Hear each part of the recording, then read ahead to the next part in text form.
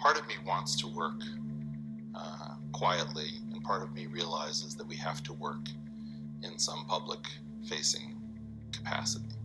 And I personally have found it much more comfortable to have a private life, to not have everything that I'm thinking broadcast to a large audience. But I think we've run out of time, and so I think some of us are somewhat reluctantly choosing to make a different call now. I think that with the current administration in the White House, you're seeing a real discontinuity with the past, and it wasn't the discontinuity that I was hoping for. We had to break with the past, and I think that the way in which we are now breaking with the past is so destructive. Nobody knows what to believe, nobody quite knows what's true, nobody knows where to turn. This is not a tenable situation. So either we're going to descend into some kind of permanent chaos, or there's going to have to be something that we reboot from. And that thing cannot be simply left or simply right.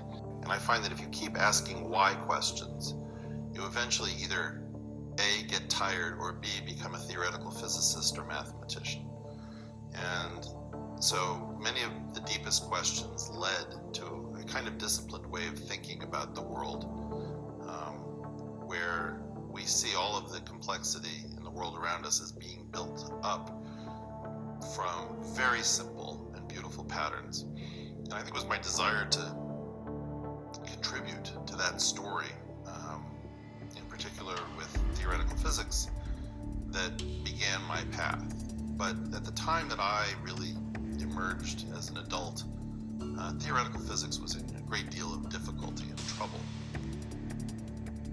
And I think as I came to understand that there was a big story that was going to affect everything that I cared about, it was going to affect the markets, it was going to affect our families, our sense of ourself, our security. And that story is the story of what happens when humans get addicted to high levels of broadly distributed, stable technology-led growth, and then are denied the ability to continue on that path. That means that you're set up potentially for war, for civil unrest, for communism if people try to grab what their neighbor has, or fascism if people try to maintain order at all costs. I define this thing called an ego, or an embedded growth obligation.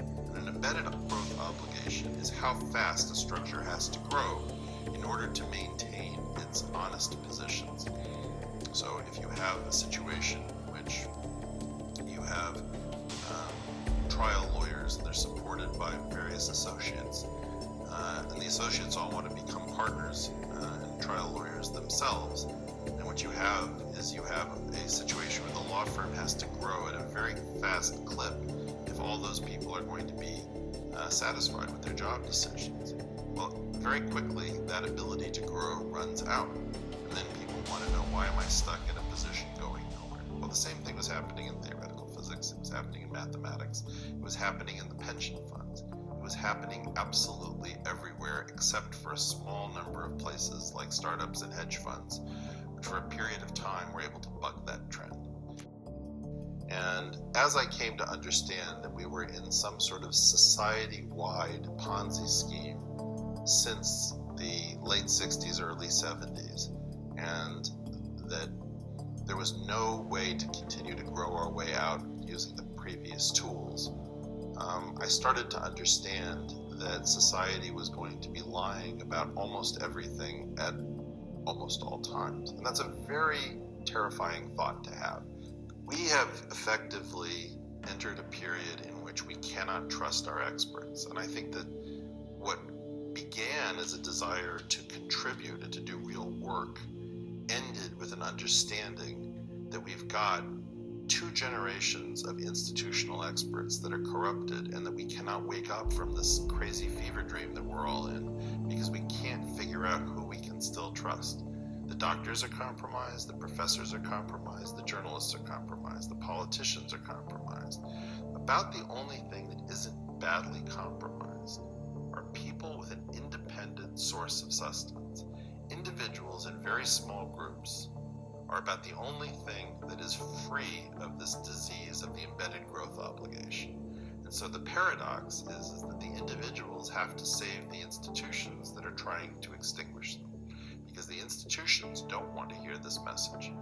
But in fact, if they don't make use of the tiny number of people functioning as individuals or in small organizations, all of this is going to collapse, because it cannot continue along its current exponential path. That exponential gave out a long time ago, and it's like Wile E. Coyote running off of the cliff. As soon as he realizes that there's nothing holding him up, down we fall. There's two games here. There's trying to get the best deck chairs on the Titanic, and there's trying to rescue the ship.